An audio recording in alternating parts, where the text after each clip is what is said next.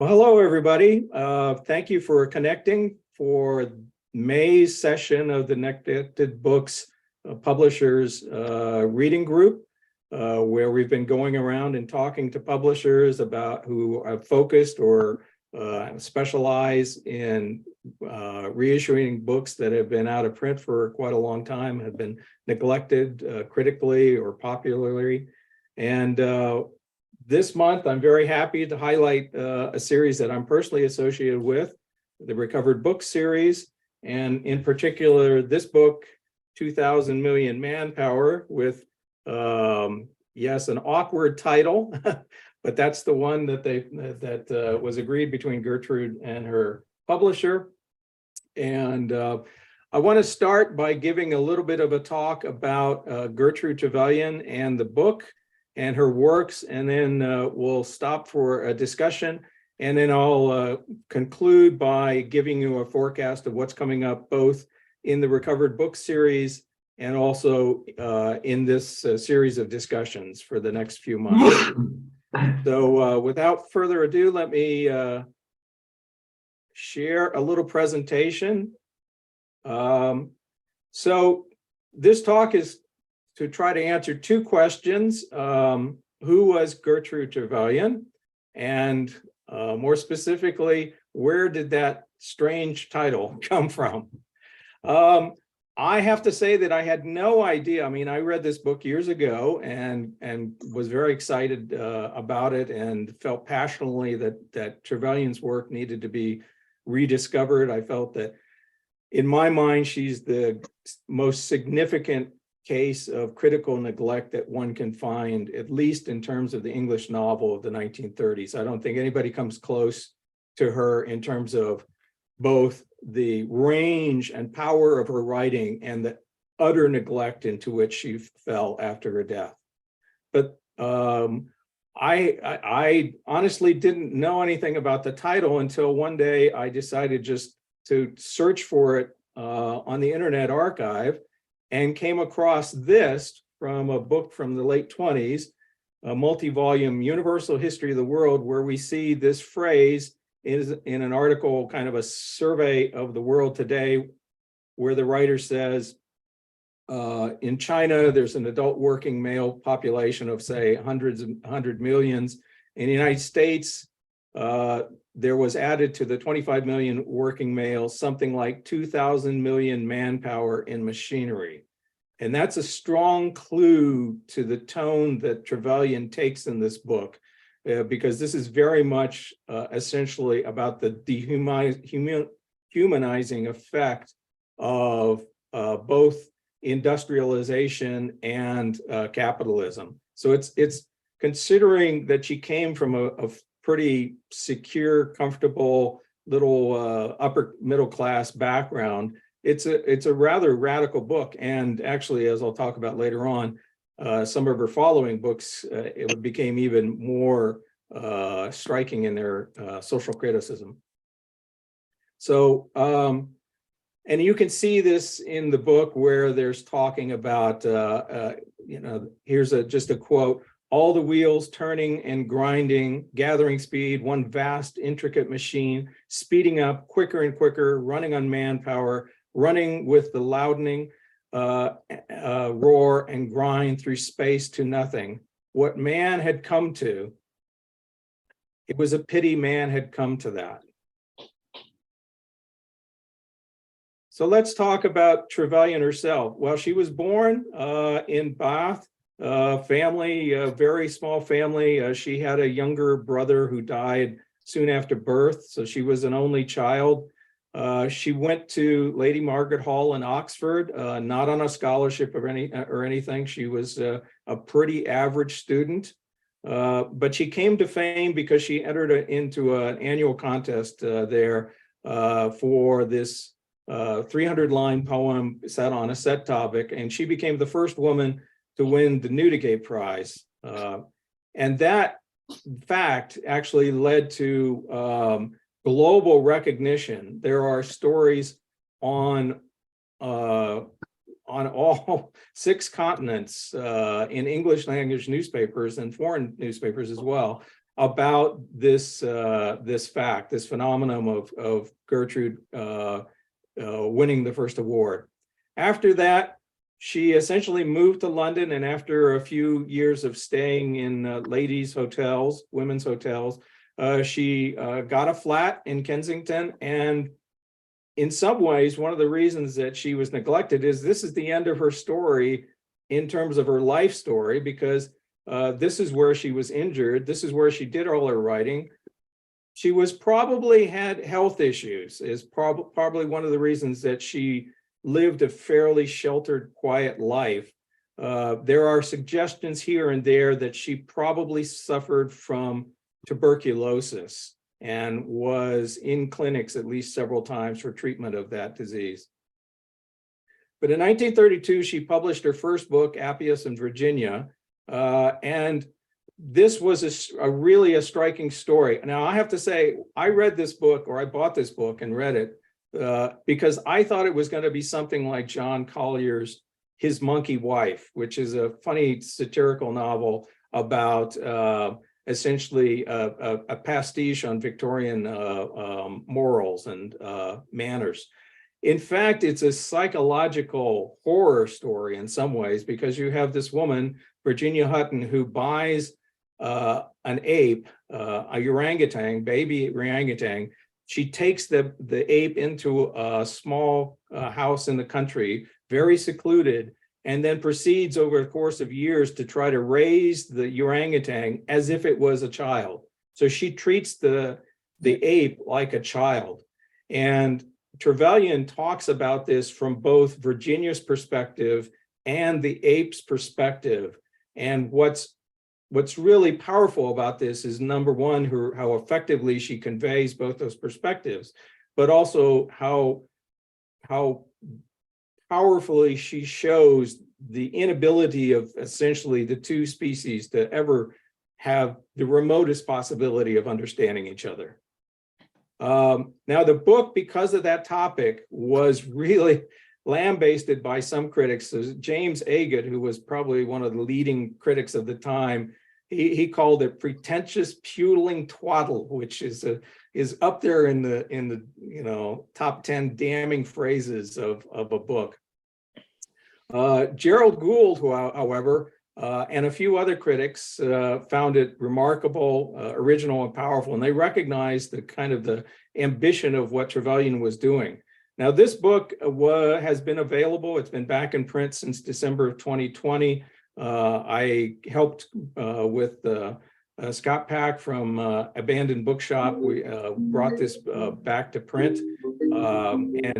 So if anybody's interested in it, I would certainly encourage it. I think it is among her best novels, and it's really a striking read.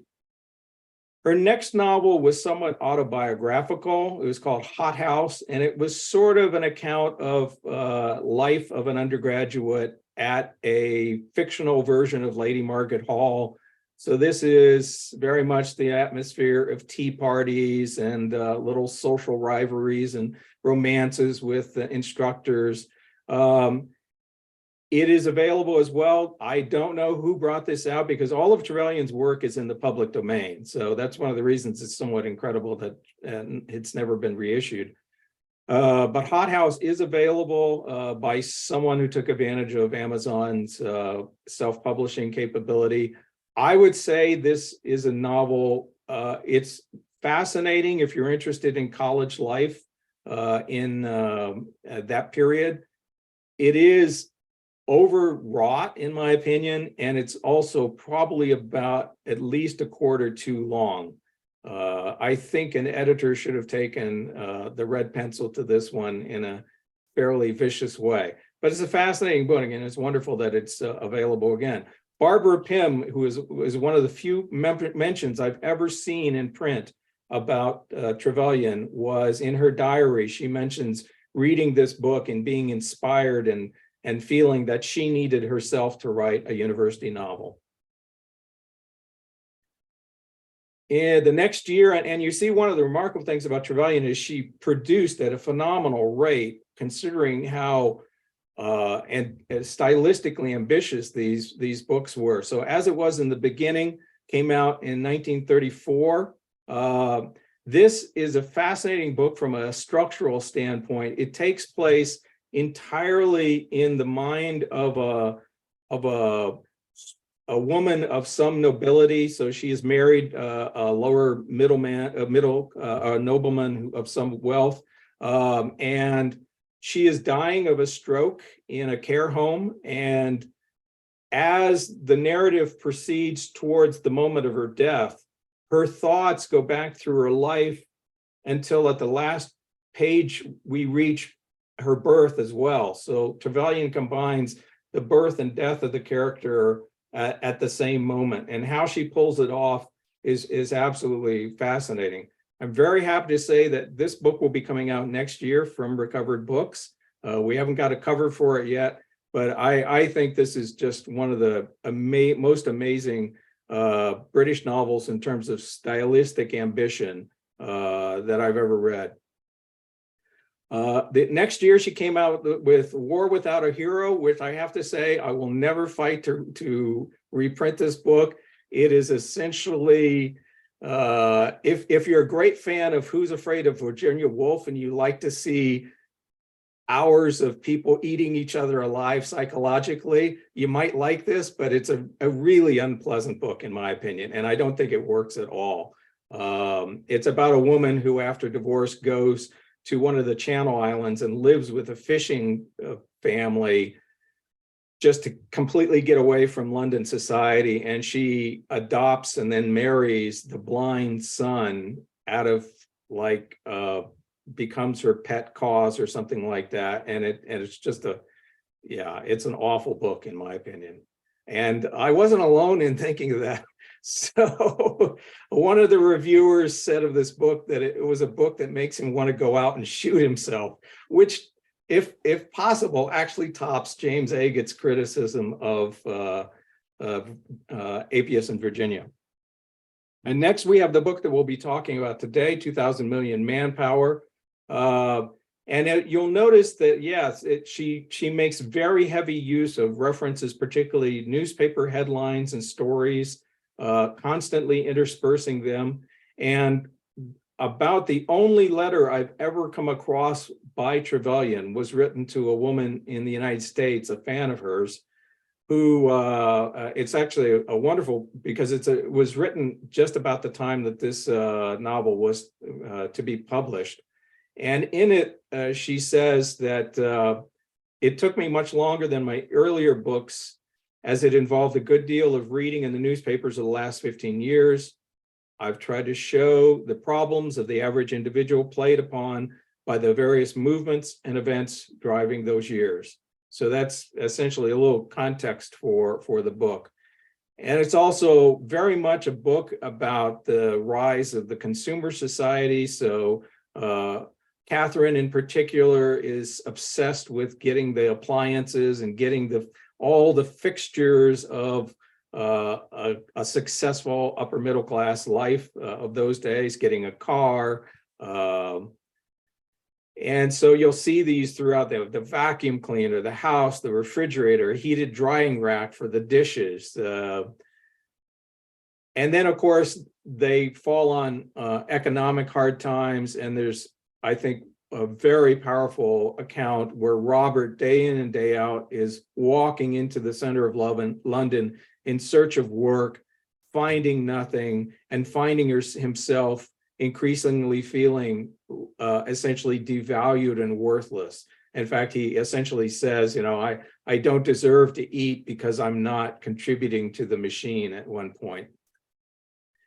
We brought this book out in November, and it started to, we've gotten good results from those who've written it on blogs, and I'm hoping to see some reviews start to come forward. Supposedly there may be one in the London Review of Books before too long.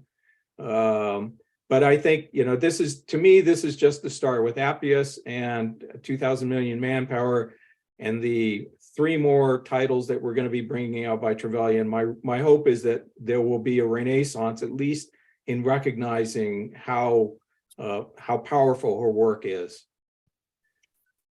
The next book we're actually going to be bringing out soon, William's Wife. It is, and Ann Kennedy Smith is with us today. Ann wrote the afterword for our edition. This is not a fun book, but wow, is this a horror story? This is essentially a story about a wife who marries up. So she marries from service. It becomes the second wife of a grocer in a small town or small city. And she thinks she's moved up in the world. And she finds that the man she's married is extremely, he's pathologically narrow-minded and miserly. And that mindset infects her over the course of years, to the point that when he dies, even though she dies with some wealth, having inherited his house and his modest investments, she proceeds to essentially take her money. In the end, she takes all of her money, or she takes some money out of the bank, and she finds it's such an unpleasant experience that she decides she's got to subsist on 100 pounds, to the point that this is very much about the context of the authority of the husband at the time that she was married. The fact that she had a very, very small savings of what she had made in service that she has to give up to him because it becomes his property at the time that they were married. And it's very much about penny pinching and keeping track of the bills. He totes up every penny she walks out of the house with, and he compares it to what she comes back with. And she resorts to sneaking really pennies here and there just to be able to do things like fix her clothes and keep them in good order. And towards the end, she actually even buys meat from the cat's meat man in the marketplace to avoid having to spend money. This book will be coming out in September. As I said, I don't think it's not a fun book to read, but wow, is it powerful. It is. I think this is just, there are points where you feel like, as I wrote when I first read this book, you feel like the oxygen is being sucked out of your lungs. It's so gripping. The next one is even more critical from a social, even more radical from a social criticism and also structural standpoint. Theme of Variations is about three people who never meet. So these are three stories that proceed in parallel. We have a working class man who injures his back. He gets caught up in a sort of a radical, what we might call today a radical extremist group. A young, very bright schoolgirl who becomes trapped by the psychological dependency of her family and a disabled sister. And then finally, a very pleasant but dim-witted housewife who is isolated by her husband and essentially finds herself shriveling up in social contacts and psychologically being diminished. And all three of these characters, the one theme about this book is they always are thinking to themselves, I've got to do something about this. I've got to get out and do something. But they're all trapped for various reasons. So it's an extremely critical book. Her last book, Trance by Appointment, kind of goes back to Appius and Virginia in the sense that it's an unorthodox subject. It's about a working class girl who has psychic abilities. And those are recognized by people who essentially exploit her for financial gain and work her like a workhorse, to the point that all she exists for them is the ability to bring in clients and read their fortunes and make money. And this is another title we'll be bringing out next year. So there she was. She had published 8 books. They all were remarkable. They were generally critically well acclaimed. Then her flat was damaged in the Blitz in October of 1940. She was injured. Her parents took her home to their home in Bath. And then in March of 1941, she died. Her parents died soon after that. And that was the end of her story. Her books completely disappeared. They were never reissued until we started to kind of revive them in the last few years. So now, as you can see, by the end of next year, we'll have at least 5 of her books back in print, and we can start to welcome her back into the context of English literature. And with that, I'm going to stop and let's open up the discussion for those who've read the book and who want to offer any reactions to it or have any questions about it.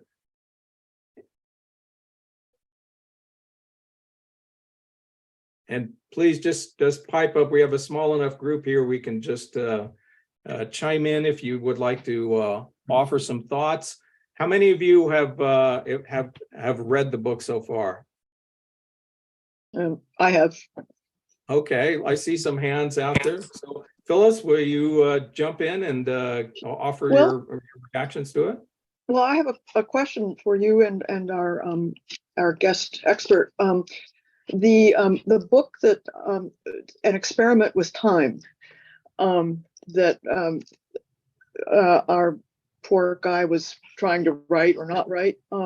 So often the description of him unfolding the notes and looking at it and then going away, it sounded like writing, right? And I wondered if anyone can talk about what she was up to with that. I mean, I know that there was, you gave some good context in your afterword on the decline of the West and the idea, the time machine, all that sort of thing. But I felt there was a little meta something going on there with him, but I didn't want to read too much into it. And it was certainly the most sympathetic element of his character, I thought, in a way, that he was kind of vulnerable and wishing for something more and trying to find it in himself as opposed to in the outside world.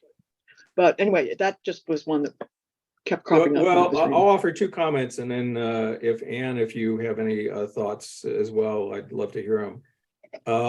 Well, number one, this was a time when there was a lot of fascination with the concept of time, the experience of time.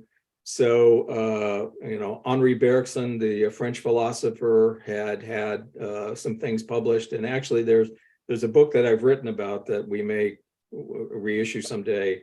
What is the name of it? And it's by she eventually started publishing as Betty Miller, but it was actually published as B. Bergson Spiro, because she was actually related to Henri Bergson. She's went on to become Jonathan Miller's mother and write a number of books. I think Farewell Leicester Square is one of her titles. And in that book, it follows 4 members of a London family through the course of a day, but it's sort of a working out of the Bergsonian theory of the experience of time, the passage of time, which of course is, that there are periods when time becomes very condensed through the speed of experience, and then it, can slow to a grinding halt. I suspect that Trevelyan was influenced by that, because particularly you see some of the experiences of Robert's character. In fact, when he's walking into London and not finding work, and the days seem to just drag through for him moment by moment, and he almost feels like he's in limbo. That to me seems very Bergsonian in its context. The other is a book that was quite popular at the time, at least in English literary circles, was J.W. Dunn's An Experiment with Time, which was very much also about how experience affects our perceptions of time. Yes, that's hi, Brad, and nice. Can you hear me okay? Yes, thank you. Yes, okay.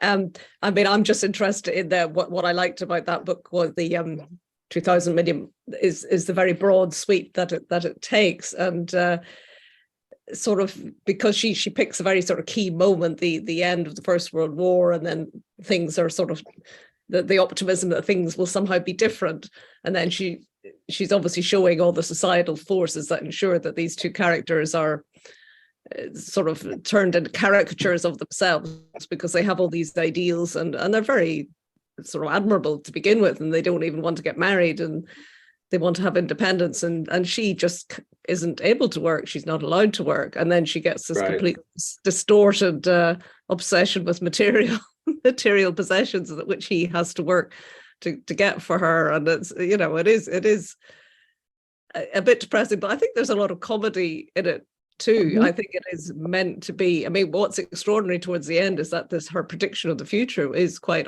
uncanny, I think, particularly nowadays when we talk about AI and all this. But you know, but then she sort of goes from the macro to the micro to the little. What I like is just the little personal quirks of people. They do feel like real people caught up in this sort of world of machines and grinding industrialization. Yeah, absolutely. It's fascinating. She, you know, that same letter that I showed an excerpt and quoted from, she goes on to talk about the abdication of King Edward, and she was very pro King Edward. She said he was the most popular king, and it's a terrible thing to have happened, and Baldwin was a fool for having pushed. Why wouldn't we let him have a morganatic wedding or marriage? So she was almost like, I mean, she was still fundamentally embracing the idea of the royalty as a fixture of English. In fact, she argues that Baldwin's announcement to Parliament that the king was resigning would be marked as the end point of the British Empire. Yeah. I'd like to go back to saying, well, it shouldn't have, you know, if he hadn't done that, then we'd happily roll into the future as an empire. And yet, I mean, she writes these books, and particularly Theme with Variations is such an acidically critical book about how society grinds down individuals if they're not like ferocious survivors and entrepreneurs, that essentially they're going to be exploited like grist in the machine, grist in the mill. Well, and when you were talking about the micro, I love how she can go from these great sweeping sort of Dos Passos kind of, you know, overviews to the psychological details. There's something on page 251 where the flats of the block backed onto a courtyard. From the bedroom window, she could see across the court the Jenkins's daily woman shaking out their bearskin mat, right? And then, you know, then he said, he'll be all right, she thought, shrugging impatiently. She snapped the cap on her lipstick. It's like, you can just hear it and see it, even as, and, you know, having grown up with a mother who had a lipstick, you know, you can, it just, and yet she can then go to, as I think the introduction, whoever wrote that talked about, is the great kind of pulling back and going across the whole globe, right? Robert goes around the globe several times in this book in his mind. So I do, it's like she can just change gears. It really quickly, but not jarringly. And I do think the psychology of striving couples and the way they know, sometimes they know the other person better than the person knows him or herself. But they don't necessarily share that knowledge. They hoard it, you know, for and not to get off track, but I am reading Henry Handel Richardson, The Fortunes of Richard Mahony, which is all about, you know, the Australian colonial scene, and it's the same thing. It's like this. You can only be successful if you've got money in your pocket, and if you've gypped somebody else, and if you've made a killing off of somebody else's misery. And there's a little Dorothy Richardson in here too, in terms of what you're saying, Brad. What did Dorothy Richardson describe herself as? A radical, an anarchist Tory or something like that? Anyway. And that's because Trevelyan didn't want to associate herself with any of the sort of the lefties of the time, did she? And she was obviously No. she wanted to go against the stream and not and so opposite of Bloomsbury, opposite of wanting to embrace fashion, she wanted to say awkward things and make people think about things, I suppose. That they took Well, for I think, granted. that the point about the lipstick and so much of this, I mean, all of her work, I'm still just astonished that this little woman sat in her flat, day in and day out, because she had been writing at a fairly remarkable rate to produce it as much as she did. And this was much of what she was writing about was not within the scope of her experience. Yes, yes. And so, I fantasized that, she rode around on buses and, listened to overheard conversations. I don't know how she took in all of these details, but it is astonishing. I mean, the empathy that she shows and the insight that she can show, and picking up these teeny details and throwing them in, and knowing what it's like to commute. Robert has to commute to the outskirts to his job. She understands that experience, even though she never had it. Yeah. Well, more than that, Brad, she also describes how the landscape he commutes through changes over time, and how his view from the window of the office and the noise from the new factories next door, and and if she's never experienced that, it's an astonishing piece of sort of imaginative follow through. Yeah, I mean, that just the description of daily routines and the interactions in the lab at the factory is so convincing. If you've ever worked, not even in a lab, but I mean, anybody who's worked in an office experience, office environment knows that kind of the little frictions that you have with other people and the habits notice, and how much what you see out the window becomes part of your your worldview. So how did she get that? It's, to me, it's a mystery. And unfortunately, it appears that, there's probably dozens of letters floating out there in someone's collection, archived or not archived. But, I suspect many of her papers were destroyed when her flat was bombed. So it's just a mystery that we may never know much more about her than we know today. And it does seem strange that she hasn't been included in many of these books about 1930s, these overviews.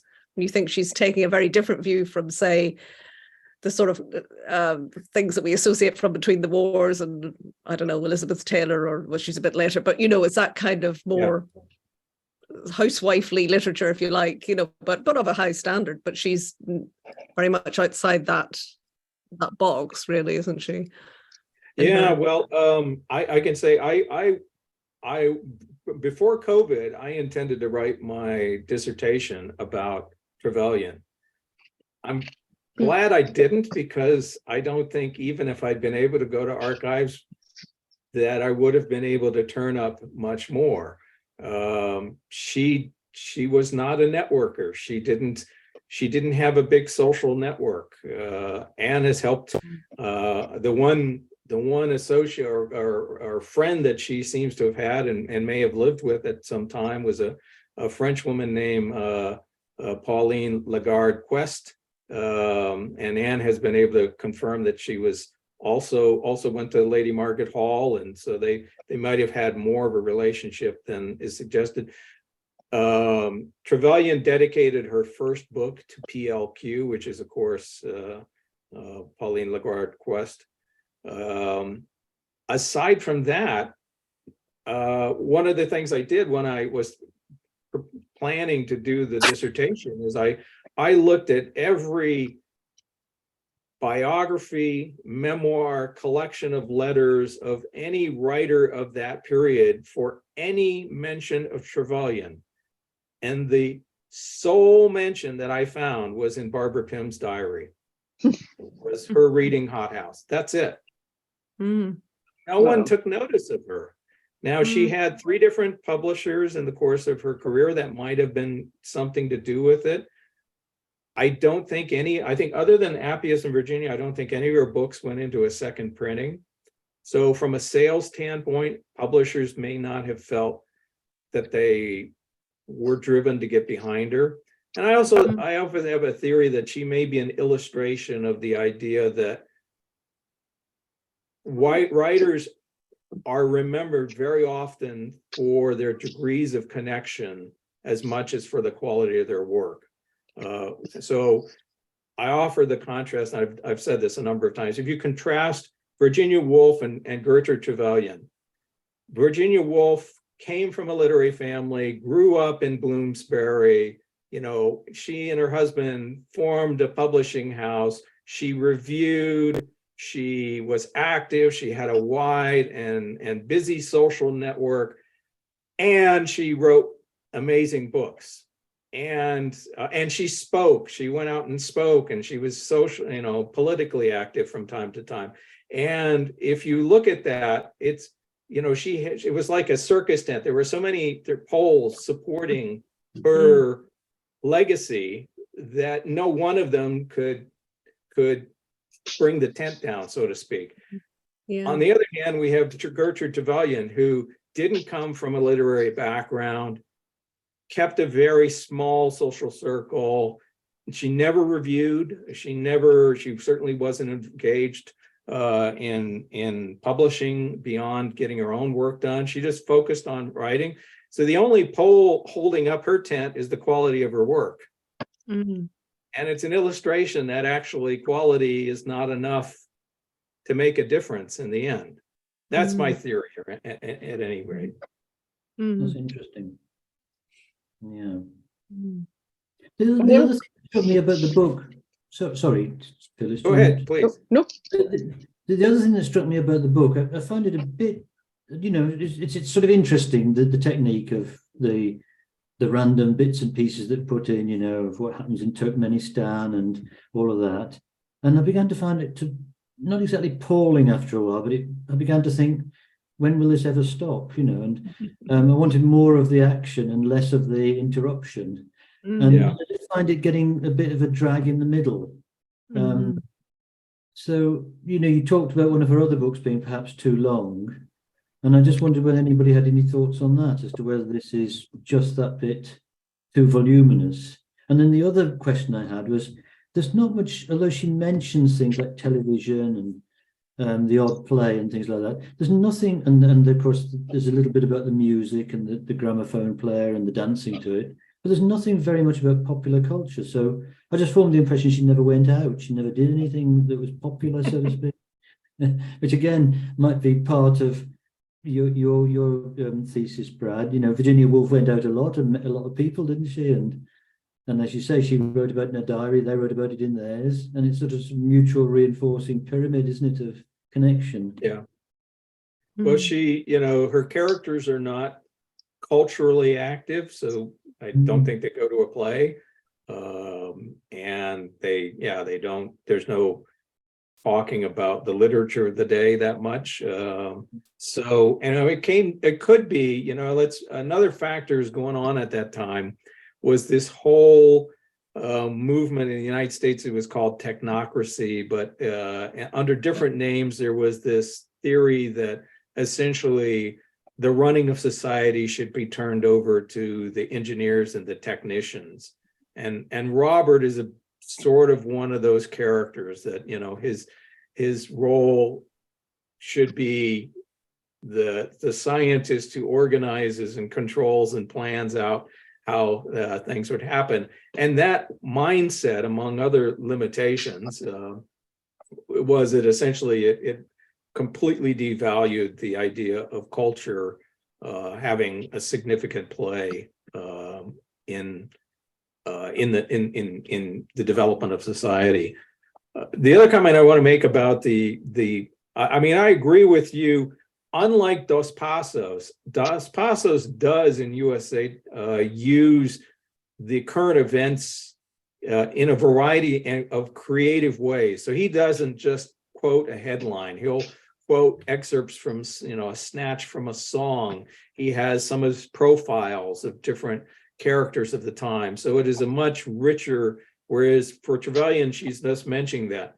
On the other hand, I think all of us would admit it was very realistic in the sense that we have today, that there is essentially, you look at the newspaper or you turn on, you look through your feed of, and yet another headline, and it just comes and they just bombard you day in, day out, the relentlessness of the news. And I do think, in effect, I mean, one can say that it's overdone from an artistic standpoint, but it certainly gets that impression that this relentless bombardment of, the march of progress, the march of time, and all these things happening, and the sense that, individuals very often get overwhelmed by the fact that this flow never stops. Mm-hmm. The other thing from the bottom up is living in a cash society. It's a different thing. Pennies literally count. And that whole feeling of, well, I can't spend the money on the bus if I want to fix my shoes, or I can't buy food if I want to ride the bus. And this daily kind of bargaining with this unforgiving demand that you must have your rent, every Friday, and you must have your rent, and it's almost like it's taking all that pressure and bringing it down to the microscopic level of your hour by hour existence. So it's sort of like coming at you from above and coming at you from below. Yeah. I mean, I the bargains they make with themselves. I mean, we've all probably been at some point, sort of broke, and that feeling of, well, let's see if I do this and try to redo the thing and hope it's going to come out in the black, and it always comes out in the red. I just thought that was a really good picture of modernity. When you really don't have a way, if you don't have the 2 pennies to buy the bun, you're just not going to eat. It's, if you're in a city, Yeah. that's it. Yeah. Yeah. I Well, mean, it's almost Dickensian. Yeah. we get that tenfold in William's Wife, where Okay. I the bet. keeping I track bet. of the pennies becomes her complete obsession. First to defend herself against her husband's control, but then eventually, when he dies, it turns out that she's capable of reproducing that, and she becomes her own prisoner mentally, psychologically. Wow. Yeah.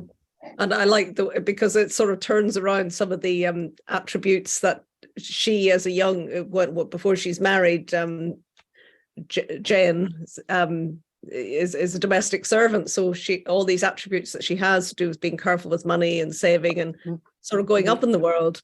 But then they all sort of conspire to drag her down because of the, unfortunate man she's probably pushed towards to marry. That this seems to be a step up, but it's, she becomes powerless in his home, and it's a prison for her. And then, as you say, she has a mental prison when he does go. And it's I mean, I think it's very brilliantly juxtaposed with the First World War happening, and how she, and a lot of what actually behind the scenes is that her sort of connections with other women help her through. She has the dressmaker who sort of helps to illicitly make a dress for her, but says nothing to the husband. She has a knitting circle with other friends. So there are these kind of craft-based, activities which aren't sort of for fun. They're meant to be purposeful, but they're also a way of connecting, because at the end she's really cut off from society, even though society is trying to sort of reach out to her. She shuts herself away, and that's the poignant. I think it's a shame to talk about the end, because it's a bit of a plot spoiler, but you can sort of see the way it's going. But I just think it's a psychological portrait. It's really gripping. Yeah, absolutely. And the dress, as you mentioned, there's an example, of just how she takes, Trevelyan takes this detail. So essentially, Jane, the wife, William's wife, he maintains that his wife never had to buy a dress, or, once every 10, 15 years she needed to buy. Well, of course, in those days you're wearing the clothes day in and day out.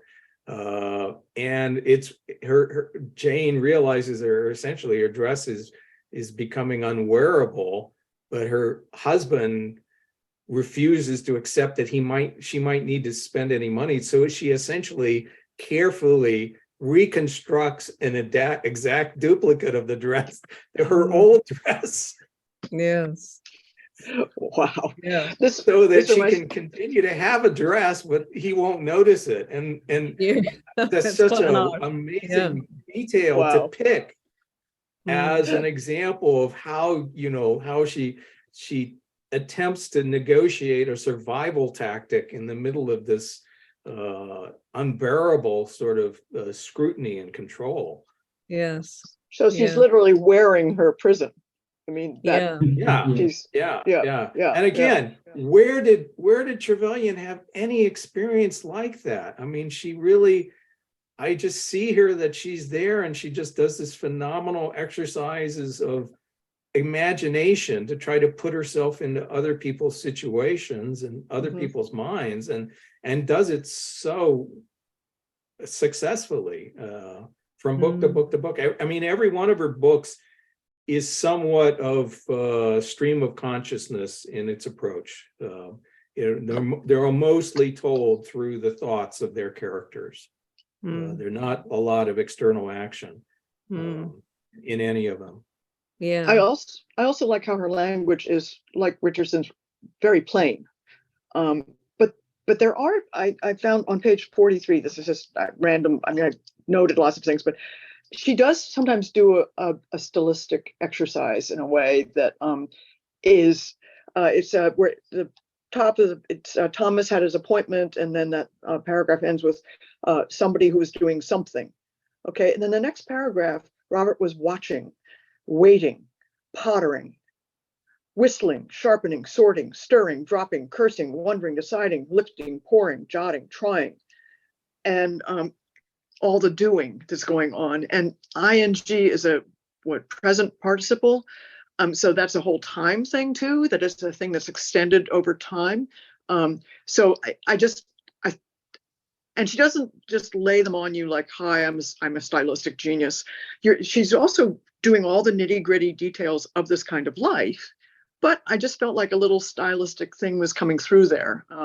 And again, just like that snap of the lipstick, it shows up and then she goes on to something else. I mean, she's almost impossible to characterize as, if you read the whole book, there's a lot of little pieces going on.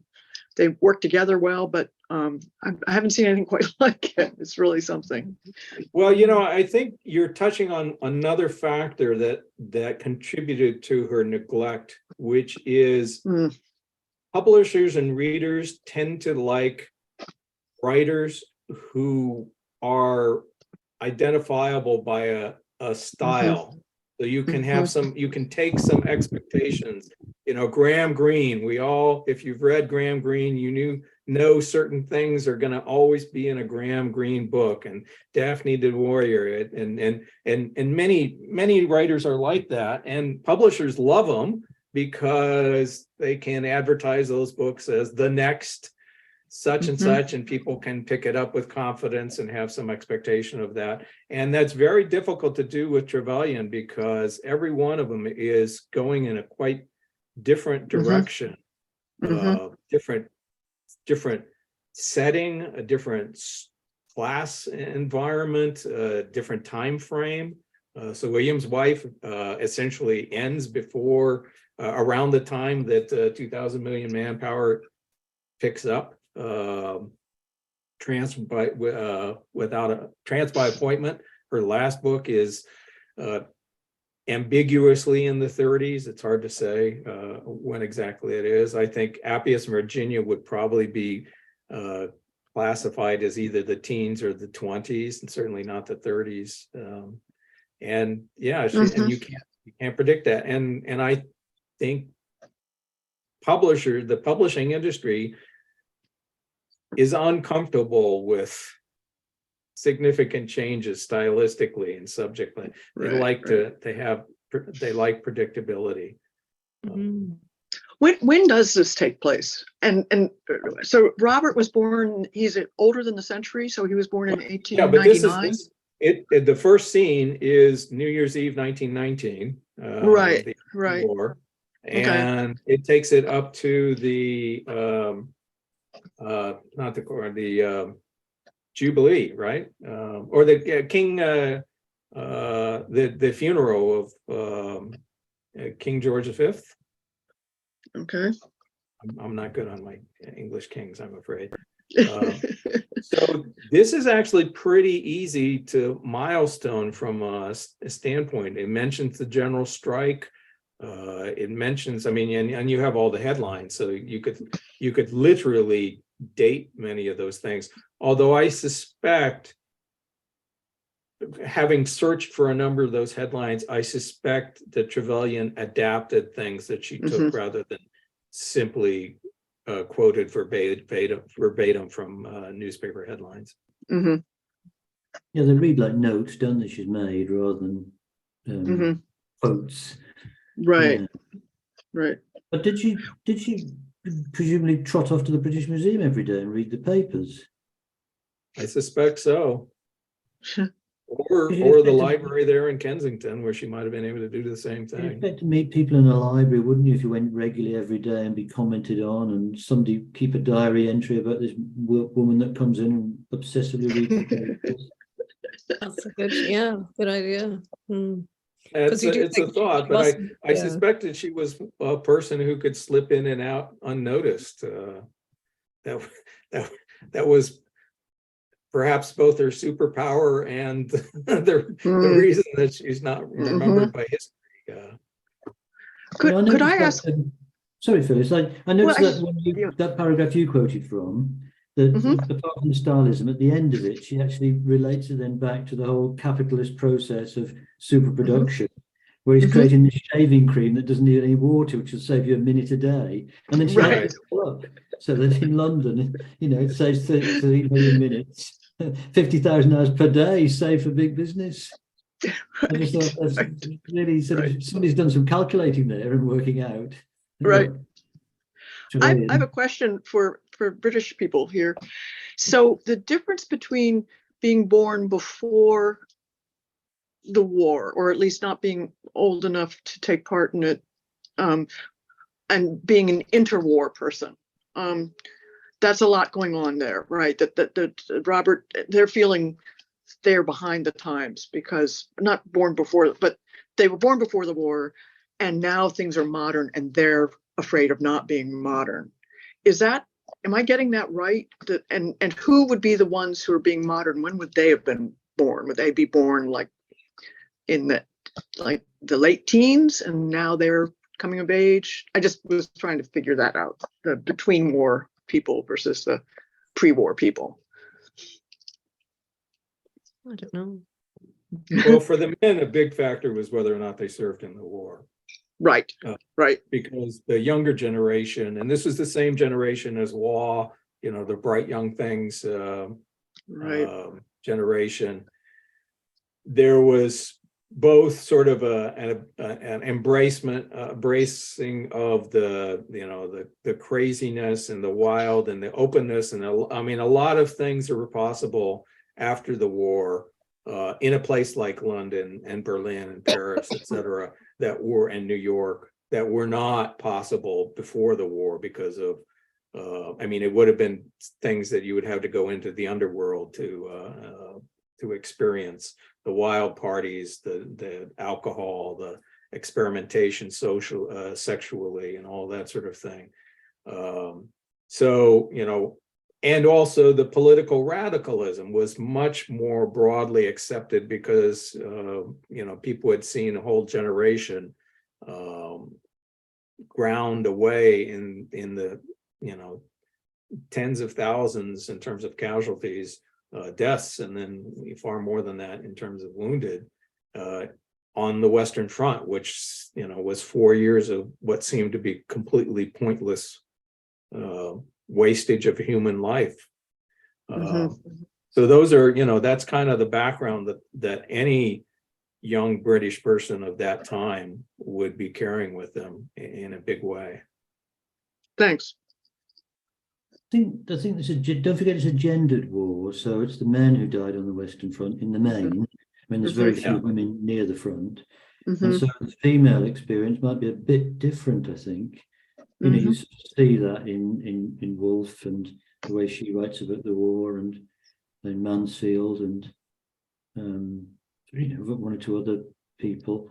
So what am I trying to say? That there might be a very clear divide in the men. It's perhaps less clear in the women. And women were sort of on the home front throughout the war. And yes, I know there were bombing raids by the Zeppelins, but they're quite isolated, aren't they? And they don't affect, it's not like the Second World War mass bombings.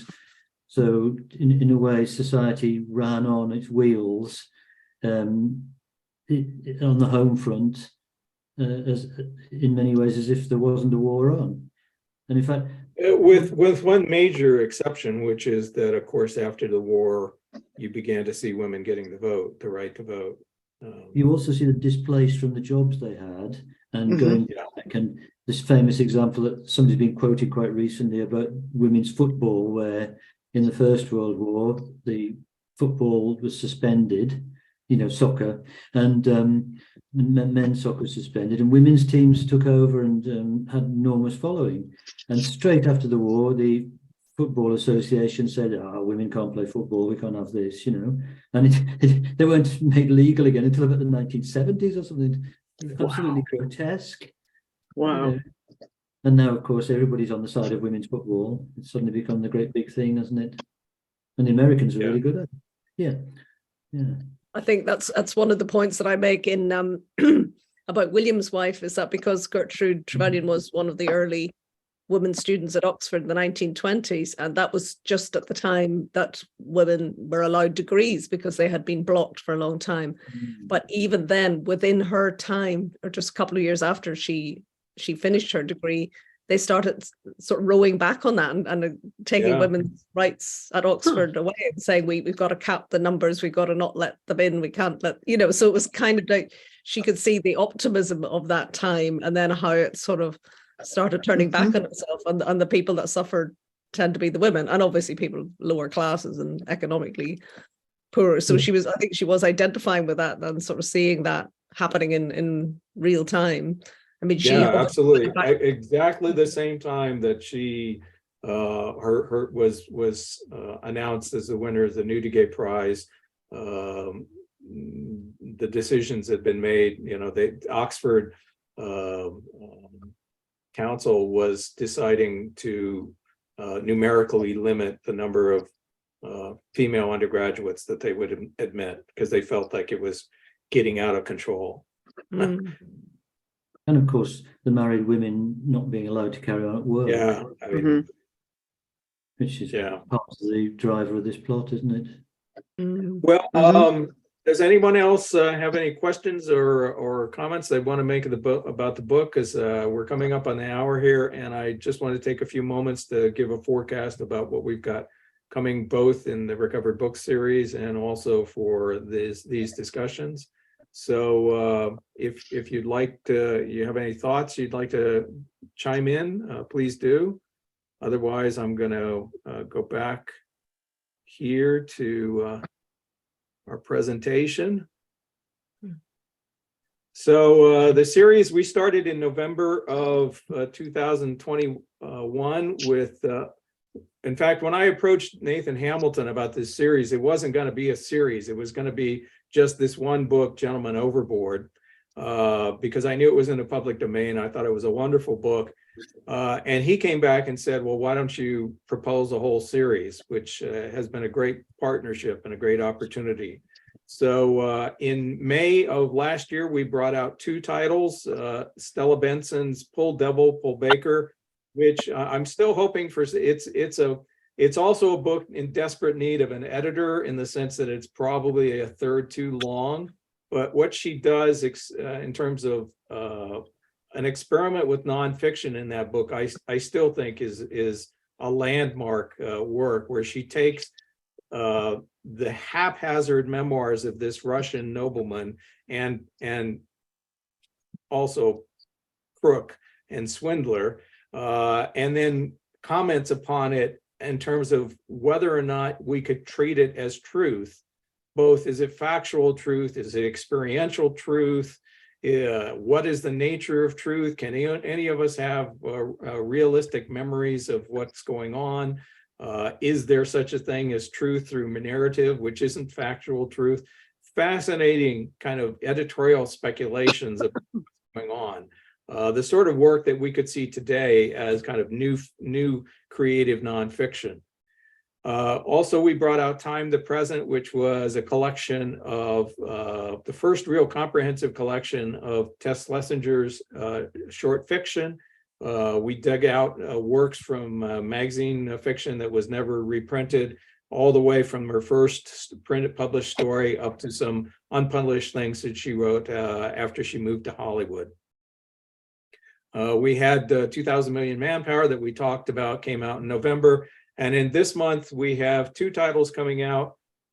We have Quarry by Jane White, which is a very unusual and also I hope we're not making a track record of unusual and disturbing books here, but Quarry it's like Lord of the Flies set in a little pleasant English village where three teenagers kidnap a young boy, and things get worse from that point.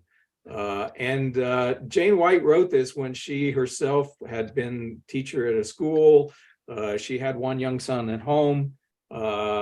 It's phenomenal because she conveys what is truly a horrifying story, but she does it in completely matter of fact, sort of dispassionate prose that again is very gripping. Once you get into it, you're reading it and thinking this has got to stop, but of course it's going to roll forward with sort of inevitable momentum.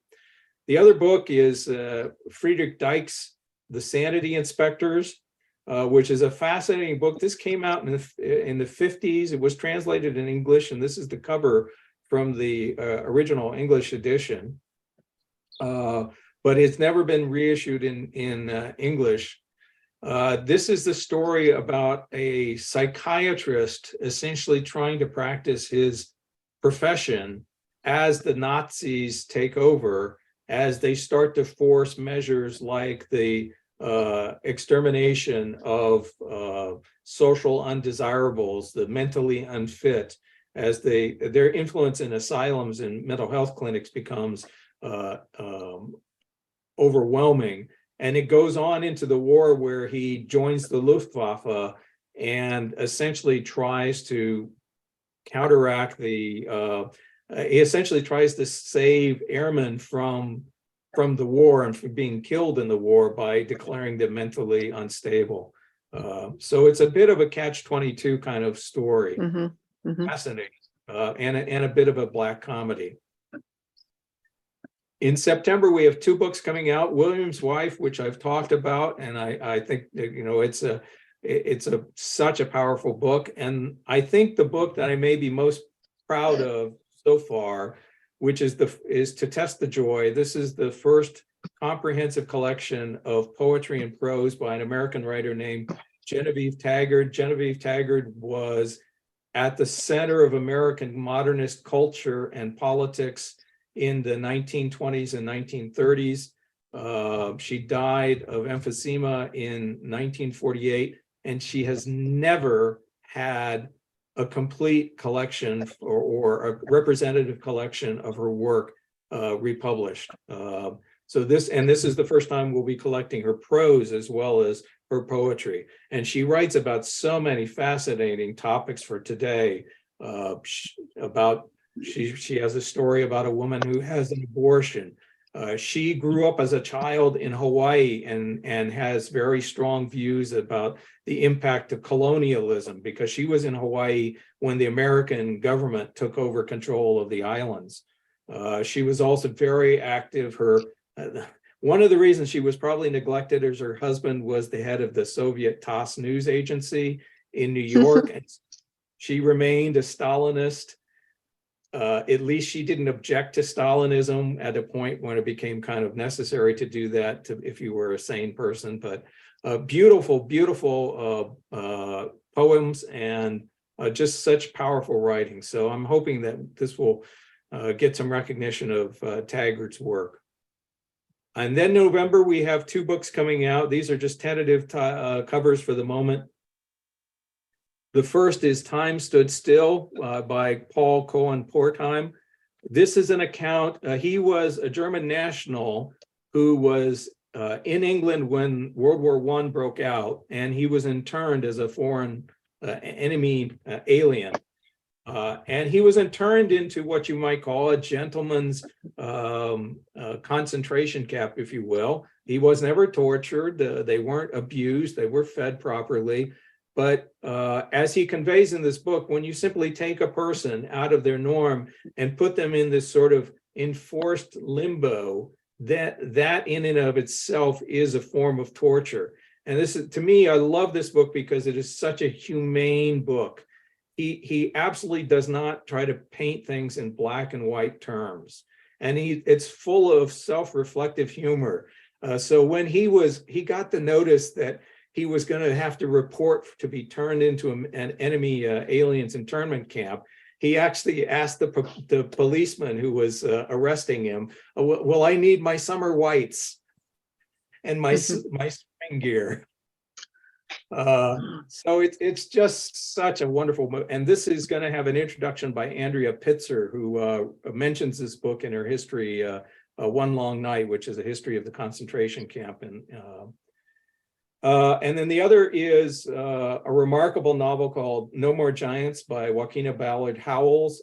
This was published by Richardson in the 60s and as part of their New Authors series, but it's about a young woman growing up on a ranch in rural Nevada. This book was never published in the United States, and it just fell off the map, partly because British readers weren't interested in novels about the American West. It wasn't cowboy shoot-'em-ups. But this is really, I think it's such an amazing novel that it's the life of the experiences of a young woman in the American West, which is a harsh, cruel landscape. And she does it with such beauty and compassion. A remarkable book. I'm looking forward to see what the reaction to that is, particularly here in the US, because Americans, there's like 3 copies of this book in the United States today. And then coming in, as I mentioned, we have 2 books by Trevelyan in the pipeline. We're also going to be publishing a book called Mortal Leap by MacDonald Harris. This has become sort of a cult classic on Goodreads. Extremely hard to find. It's about a man. It's very much, if you've ever seen the television series Mad Men, this is a sort of a Don Draper story where a man takes the identity of another man and leaves his own life behind and takes on the other man's story. In late 2024, we'll be publishing Broken Images, which is a book, sort of a memoir of John Guest's experience in World War II. And I often say that it's an oxymoron, but it's the most beautiful book about World War II I've ever read. Despite the fact that he was a combat soldier and he saw horrifying things, he also had the capacity to see beauty and show sympathy as a human being in so many amazing situations. We'll be bringing out a novel by Sarah Campion called Makeshift, which is about a Jewish woman, her experience of essentially becoming a refugee from Germany because of the Nazis, and as she moves essentially through the British Empire in search of a place that she can call home. And she ends up in New Zealand, as Campion herself did. We'll be bringing out a book by Elsa Jerusalem, who is an Austrian writer, The Red House. This is a book about a house of prostitution in Vienna, very much told from a sympathetic woman's standpoint about the way in which prostitution was used by the power structures of those days to abuse women, to meet the sexual needs of men, and the way in which some women were able to find ways to essentially escape from that. And then finally, we just put this on contract, Solitary Confinement by Christopher Burney. This is such a remarkable spiritual masterpiece So Christopher Burney was an SOE agent who was caught and imprisoned by the Nazis, and he spent 6 months in Fresnes imprisonment in France in solitary confinement. And it's about the mental and spiritual journey he went through to survive and actually come to some understanding, because he had been betrayed. He was in prison because his network, his SOE network, was betrayed. And so he had reasons to feel tremendous anger. And yet he reached this amazing level of understanding about himself and also about the nature of evil. It's a remarkable book. I'm so happy we're bringing that one out.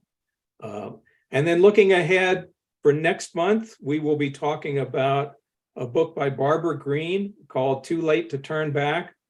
This is essentially the companion novel to a book by Graham Greene called Journey Without Maps. It's a trip the two of them took through Liberia in the late 30s. Barbara Greene was Graham Greene's cousin, and this is just it's a funny book. It's a beautifully written book, and it's very much essentially about how the world looks completely different. If you read Journey Without Maps and then you read Too Late to Turn Back, you wonder, are these two people living on the same planet? Which I'm sure many women often feel when they read men's accounts of things. That's from Daunt Books. That'll be on the 27th. In July, we're going to be teaming with Sublunary Editions. This is part of their Empyrean collection, which is a book from the 19th century by a writer named Jean-Paul. Quite an odd title. Sublunary is definitely exploring some of the odd corners of literature, particularly from the 19th and early 20th century.